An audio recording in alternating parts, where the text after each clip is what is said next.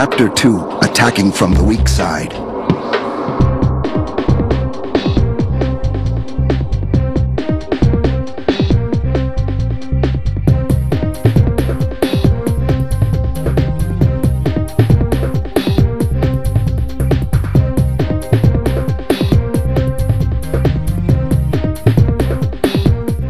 If you and the ball are on opposite sides of the floor, then you're on what's called the weak side. Whether the opposing team is playing a man-to-man or a zone, your defender will probably be in the lane, concerned with helping his or her teammates defend the ball, leaving you open. Good spacing is good offense, and good offense has good spacing. If you're on a good team with good spacing, then half of the time you're going to be on the weak side away from the ball.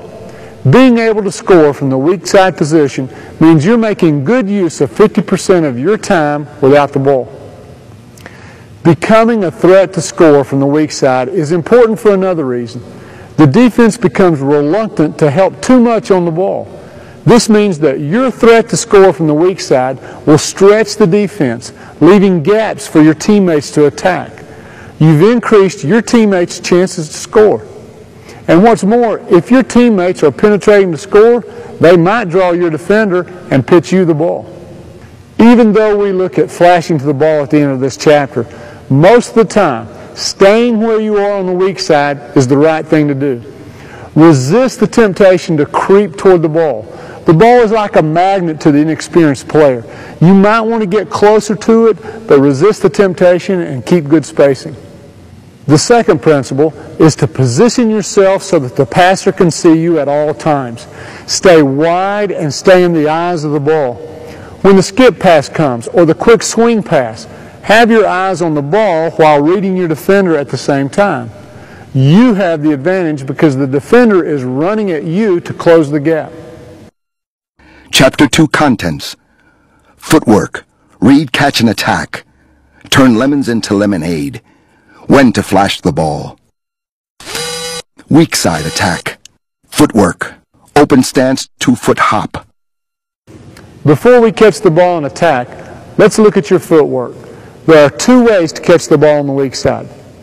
An open stance or staggered stance with 1 foot back, and a 2-foot hop. Footwork. Open stance or 1 foot back.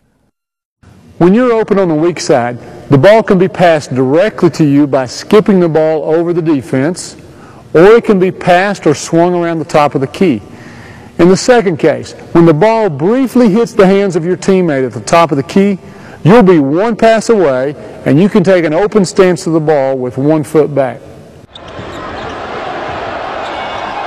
Give the passer a target. Show the ball the palm of your shooting hand. Your palm provides a bullseye, a signal that leaves no doubt where you want the ball. This increases your chance of a good pass being thrown. And a good pass means you can start your shot or your drive as quickly as possible. The shooting hand stops the pass and your offhand traps the ball. Besides presenting a target, catching the ball near your shot pocket with your wrist already set prepares you to shoot as quickly as possible. Now, when you square to the goal, you're in triple attack position, the best stance from which to attack. Waiting on the weak side also means you have time to spot up the foot closest to the goal. Point that foot's toes to your target. If you're behind the three-point line, don't toe up right on the line. Give yourself a little space in case you overstep when you square up. You don't want 3 points turned into 2 just for the sake of a few inches. Now, even when the ball is skipped, some players need to or simply like to have a foot back while waiting on the pass. When they catch, they step into their shot. Although I would rather you learn to catch in a hop with both feet square beneath your shoulders, I know that some players need the lift that they get from the step up. If you're one of those players, then consider this. If you catch and then step up before you shoot or drive, you'll give your defender more time to recover. So let's speed this up. Step up while the ball is in the air. Time it so that your back foot hits the ground square with your lead foot at the same time that the ball hits your hands. You should already be slightly bent at the knees and hips so that when the ball hits your hands, you can immediately go up with your shot or explode by with a drive. Compare the two side by side. Catch, then step up, versus timing the step up and catch together. Ready, go.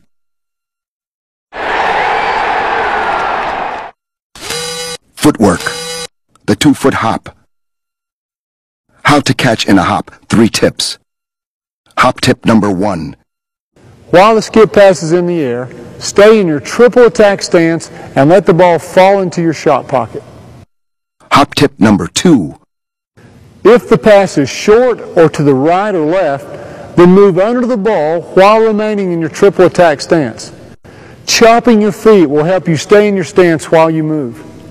Game example.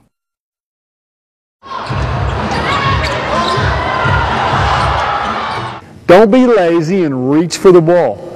Besides putting you off balance, it takes too much time to reach, catch, and pull the ball back into your shot pocket. This extra time could allow the defense to fully recover and stop your attack. Hop tip number 3. Get your feet in the air while the ball is in the air and time the ball hitting your hands with your feet hitting the ground. Game examples.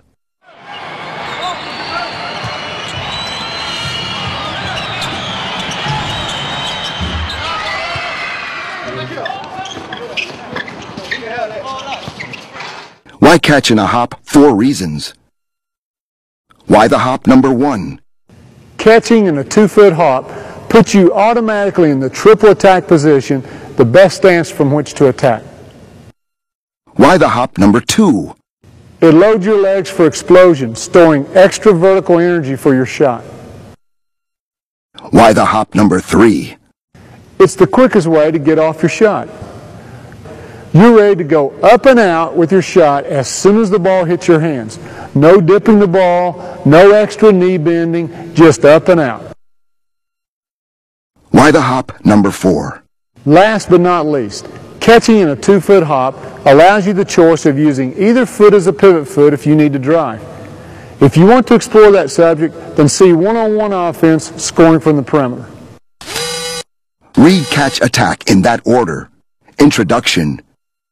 Most players have been taught to catch the ball safely, square up to the goal, read the defense, and then attack. In the game of basketball, this is best most of the time, but not when you're playing on the weak side. Rather than catch the ball and then read the defense, the order is reversed when you're on the weak side. Take your mental game to the next level. I want you to read the defense while the ball is in the air and know what you're going to do before the ball hits your hands. Don't focus only on the ball or only on the defense. Instead, watch the ball in flight, while at the same time, keep your peripheral vision and all of your awareness on the recovering defender. Here are your reads.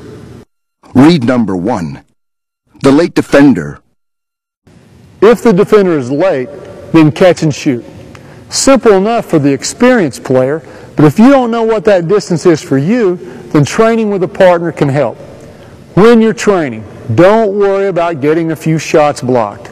In fact, if you don't get a few blocked during your training, you'll never learn how close you can cut it in the games. Read number 2. The flyby. Some defenders sprint to the cover with the intention of flying by and blocking your shot, or flying by and just changing your shot, or flying by and forcing you to drive with the hope that their teammates will rotate and pick up your drive. This type of defender will not sprint straight towards you. Doing so will make them collide with you when they leave the ground. So, while the ball is in the air, you must read which shoulder the defender will fly by. When he leaves his feet, drive the other side. I can't emphasize enough that this can be trained with a partner. Your partner passes and randomly chooses either side to fly by. You decide which side to drive while the pass is in the air.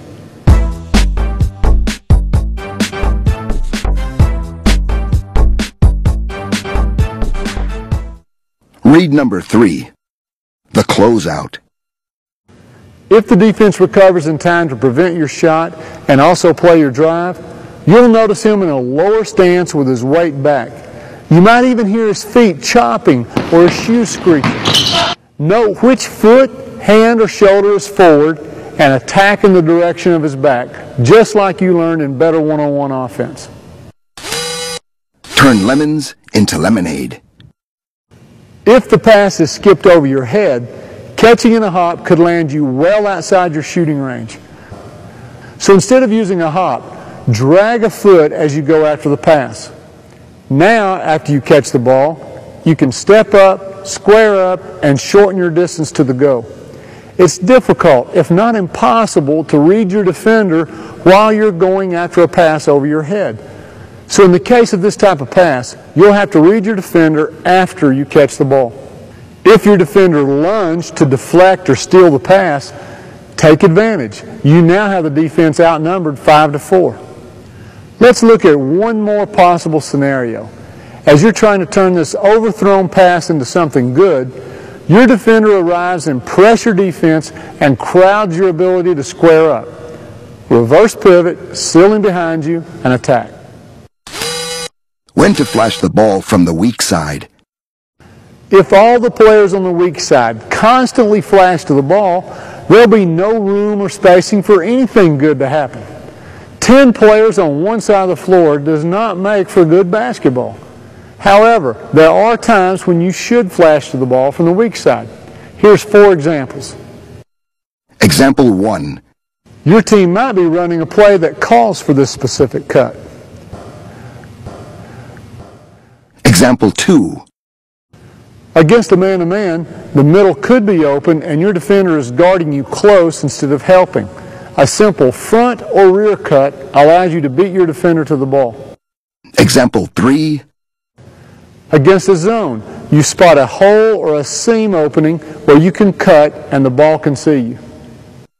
Example 4. Now, those cases are pretty straightforward. But let's examine a case like this. You're on the weak side, your defender's in good helping defensive position, and you see an opportunity to flash to the open area. But as you reach the open area, your defender moves to intercept you. As you and your defender approach the same spot, make the following reads. If your defender has an elbow or more of his body on the line between you and the ball, then make a corner cut to the basket. If you see only your defender's hand or less in the passing lane, then make a corner cut out to the perimeter.